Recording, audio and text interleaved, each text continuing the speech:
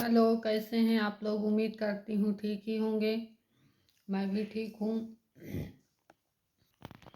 क्या बताऊँ आप लोगों से, मैं उस समय वीडियो नहीं बना पाती हूँ। नहीं, सच में आप लोग भी देखें ना तो आप लोगों की भी हिम्मत मतलब टूट जाए, पर मैं हिम्मत रख लेती हूँ। कल ना हस्बैंड को, जैसे मैं डायलिसिस से लेके आ रही थी वापस, तो रास्ते में उनको मतलब इतना ज़्यादा दिक्कत हुई, बोलते मेरे पेट में जलन हो रही है, बहुत तेज़ से हो रही। तो मैंने उनसे बोला कि चलते वापस हॉस्पिटल लौट चलते हैं। तो बोले कि नहीं, अभी नहीं चलते हैं, देखते हैं। और जैसे ही थोड़ा मतलब मैं थोड़ी दूर पहुंची जैसे ही, तो इन मतलब ऑटोमेटिक बेहोश हो गए और अजीब अजीब सी आवाज़ें इनके मुंह से निकलने लगी और ऐसा बोल के बेहोश हो गए। फिर मैं इनको आवाज़ देती हूँ तो नहीं, फिर वो भैया बोले कि क्या हुआ। मैंने कहा कि भैया आप तुरंत रिक्शा वापस करो, हॉस्पिटल के लिए लेके चलो, क्योंकि बेहोश हो चुके हैं हस्बैंड मेरे। और मैं बहुत घबरा गई, कुछ मतलब मुझे सूझ नहीं रहा था कि इस टाइम मैं क्या करूं क्या ना करूं, कुछ नहीं समझ में आ रहा था। फिर जैसे ही मतलब मैं हॉस्पिटल के लिए लेके जा रही थी, तो अचानक से इनको होश आया। तो बोलते हैं कि जब ये बात करने लगे मुझसे, तो मैंने कहा अभी आप बेहोश हो गए थे? तो बोलते हैं नहीं, मैं कब बेहोश हुआ था, मैं नहीं बेहोश हुआ था, मैं तो ठीक हूँ। तो भैया भी बोलते हैं कि नहीं, आप बेहोश हो गए थे, तभी तो मैंने गाड़ी मोड़ा और आपको हॉस्पिटल लेके जा रहे थे। तो बोले नहीं, हॉस्पिटल लेके मत चलो, वापस घर लेके चलो, मैं ठीक हूँ। और फिर घर आके मैंने इनका बीपी देखा और शुगर तो सब ठीक था। पता नहीं क्यों इन्हें ऐसा हो जाता है, अक्सर ऐसा होता है इनके साथ। कभी डायलिसिस में, कभी डायलिसिस के बाद बेहोश हो जाएंगे, चक्कर आने लगेगा, कुछ समझ में नहीं आएगा। 2 मिनट के अंदर अंदर इनको क्या हो जाता है, मेरे तो खुद समझ में नहीं आ रहा क्यों ऐसा हो रहा है। ये बहुत सारे पेशेंट हैं जो डायलिसिस करवाते हैं, किसी को ऐसा नहीं होता, मेरे ही साथ क्यों ऐसा होता है कि हम लोग परेशान हो जाते हैं। और एक दिन सुबह सुबह भी ऐसे ही हुआ था, तो बहुत घबरा जाती हूँ। बाबू मेरा तो इतना घबरा जाता है, उसे मतलब उल्टियाँ आने लगती, उसका बीपी बढ़ जाता है और उसे उल्टियाँ होने लगती हैं।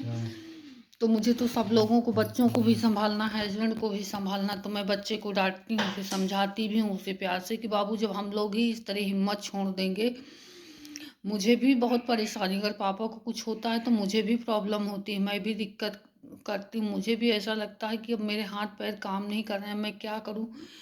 और तो कोई हमारे साथ है नहीं कि मतलब हाँ, अगर इन्हें कुछ होता है तो इन्हें भी संभाल लेगा और हमें भी संभाल लेगा, क्योंकि हमें इनको, पापा को भी आपके संभालना है और हमें अपने आप को भी संभालना है। तो इसी तरह करके मैं किसी तरह अपने आप को संभालती हूँ और दो दो बच्चों को संभालती हूँ। नहीं, उस टाइम तो मतलब हस्बैंड को और बच्चों को संभालना बहुत मुश्किल होता है जब इन्हें कोई प्रॉब्लम होती है। तो बच्चे तो पहले, बिटिया तो मतलब वो हो जाती है और बाबू भी उल्टियाँ करने लगता है बार बार। उसे वो उस दिन फर्श पे गिर भी गया, तो मैं उसे फिर समझाई अच्छे से कि बाबू ऐसा नहीं करते हैं। बोलता मम्मी अगर पापा को कुछ होता है ना तो मुझे बहुत टेंशन होती है। मैंने कहा टेंशन मुझे भी होती है बेटा, मुझे भी अच्छा नहीं लगता है, मुझे भी उस टाइम बहुत मतलब दुख लगता है, क्या क्या अजीब से ख्याल आने लगते हैं मन में। पर क्या करूं, अपने आप को समझाना पड़ता है, क्योंकि हम लोग टूट जाएंगे तो पापा का क्या हाल होगा। इस तरह बच्चों को भी समझाती हूँ और अपने आप को भी समझाती हूँ। तो इस टाइम पे लगता है ना कि कोई बड़ा अपने साथ होता है या कोई भी अपने साथ हो तो आप मुझे भी संभाले, मेरे बच्चों को भी देखे, हस्बैंड को भी देखे, तो अच्छा लगता है। लेकिन यहाँ कौन है, कोई नहीं है आस पास, दूर दूर तक। बहुत प्रॉब्लम होती सच में। कल शाम को तो मेरे एक एक रोंदे खड़े हो गए थे, इतना मैं डर गई थी कि पूछो मत, कि हॉस्पिटल पहुंचते पहुंचते अभी क्या होने वाला है। सच में बहुत डर गई थी। एक ही भगवान बागेश्वर धाम सरकार की कृपा थी, सब ठीक ठाक हो गया। और जैसे ही इनको होश आया तो बोले कुछ नहीं, मुझे, मैं एकदम ठीक हूँ, आप मुझे, मैं कहीं हॉस्पिटल लेके चलती हूँ।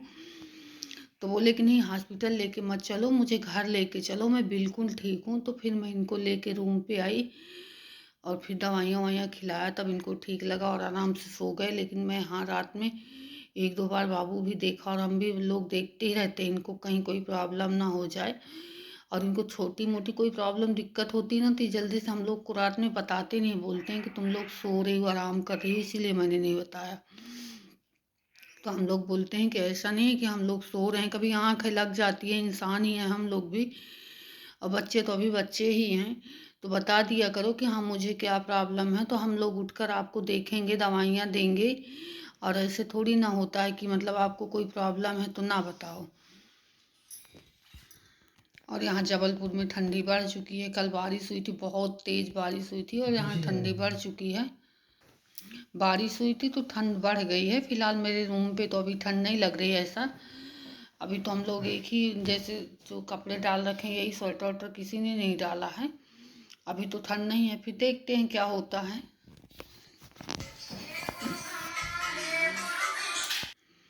मैं भी सोचती हूँ कुछ टाइम आप लोगों को दिखाऊं, आप लोगों को बताऊं, आप लोग भी देखो कि हाँ समझो कि क्या होता है। कुछ आप लोग बताओगे ही कि मेरे हस्बैंड को ऐसा क्यों होता है, पर मैं उस टाइम नहीं दिखा पाती हूँ क्योंकि उस टाइम मेरी जगह पे कोई और हो तो वो भी घबरा जाएगा और उसे वीडियो बनाने का टाइम नहीं रहेगा उस वक्त कि कैसे वो वीडियो बनाए। बस मेरी यही कहानी है, मेरी छोटी सी दुनिया। भगवान से दुआ करो कि मेरी ये छोटी सी दुनिया सलामत रहे और मैं अपनी इस छोटी सी दुनिया को खुश रखूं। बाय।